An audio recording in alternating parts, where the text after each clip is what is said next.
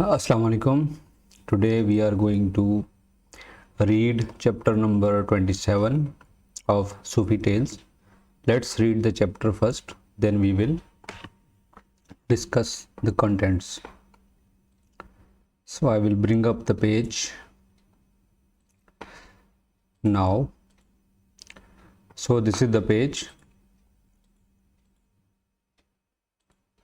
Yes, now it's visible. The title is Green Fence.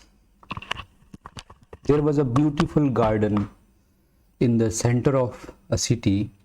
That the garden had green grassy plots, flower beds, high trees, and fruit trees. This garden was apportioned into different sections with the help of well-maintained green fence. Once there arose a requirement for the further plantation of a green fence. For this purpose, a number of tiny plants were purchased from a nursery and planted in a row in an already prepared bed. Cutting a grassy plot into two portions.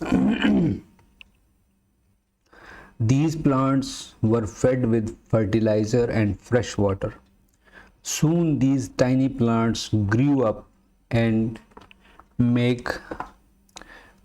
to make a dense green fence. These plants were really happy upon their departure from the nursery and arrival in this garden, where they were given sufficient food to eat. When these plants grew further up, crossing the required length and breadth of the green fence, a gardener took scissors and cut down the overgrown parts of these plants. The plants loudly cried upon being cut by the gardener. However, they could do nothing as their feet were grounded in the soil. Thereafter, the gardener continued this trimming work every week. By the passage of time, the plants became acquainted with this cutting, and it was no longer a painful event for them.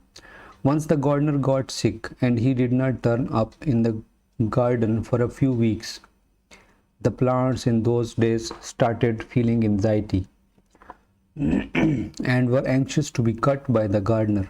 They were willingly waiting for the gardener to come and cut their growing hands and feet so they would be comforted.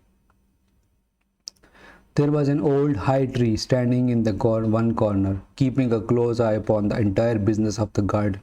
He was very upset about the attitude of the plants, who had accepted their unfair treatment by the forces exploiting their interest and growth. However, nothing could be done to reverse the mindset of these plants, as they had synchronized themselves to the exploitation exercised upon them. Hint: if a person is constantly suppressed by a physical, psychological, or intellectual force, he starts considering that situation as being a normal for him. So this is our graphic representation of the tale. So we can see that this is a grassy fence. So these plants, they have grown, and this farmer is keeping them in a shape. So he is trying to cut them with a scissor.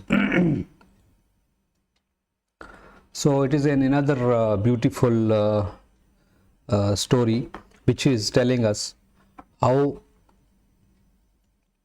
we are trained not to resist, or we accept the restrictions imposed by the society on ourselves.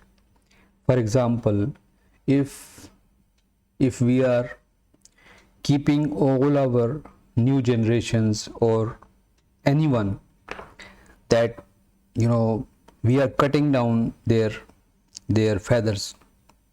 Sometime I know that in some areas, when they have pigeons or some other birds, they are kept in the cage, and initially when they are even thrown out in the air to fly, their wings are somehow tied in such a way that they cannot fly far away. So after some times, these birds, caged birds, they think that this cage is the entire universe. So it's a very good example of how we accept the boundaries, because everything which is bound by a boundary, whether it is a fence or whether it is a fence or a cage or a society or a caste or a race, creed, these are all boundaries. So in order to grow, we need to take the example of that tree which is standing in the corner, big tall tree.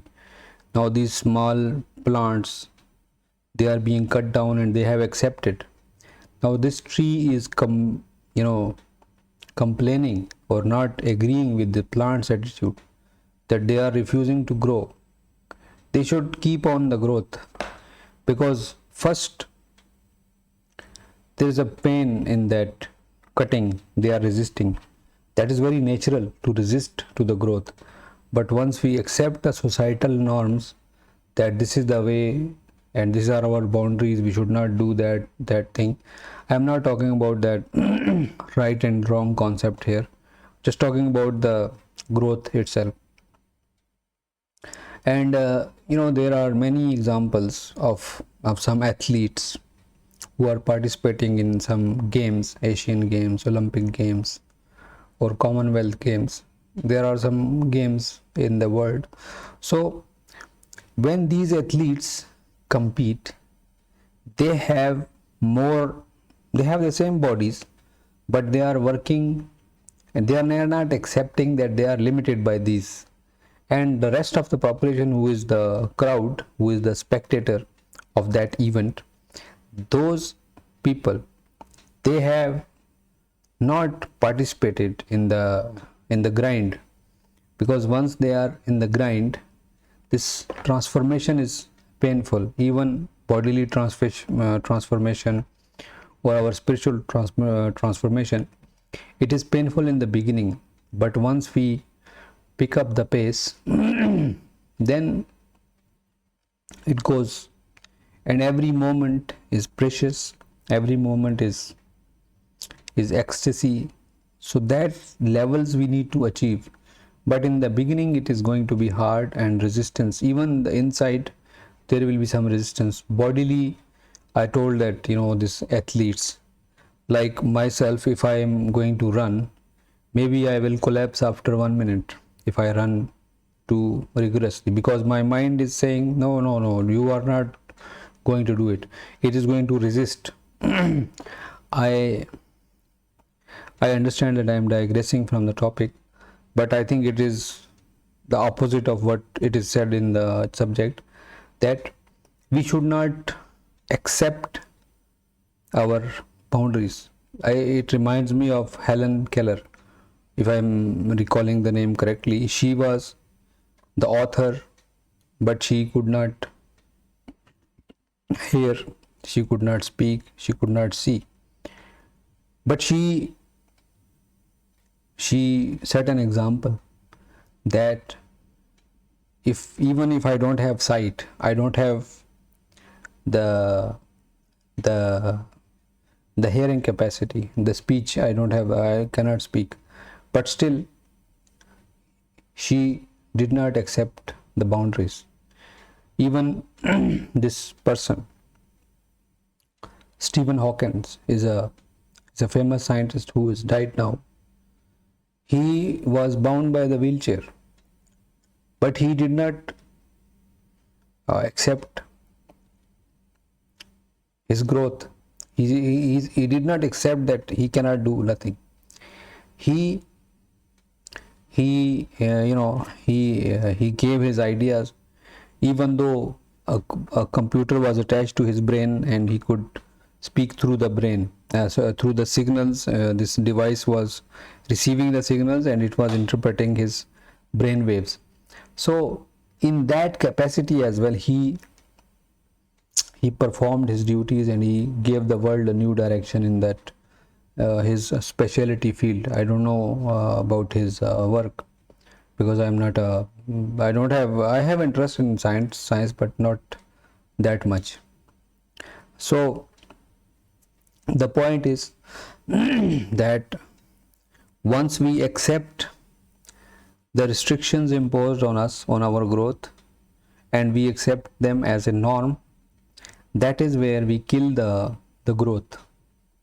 That is where we are just living ordinary animal life.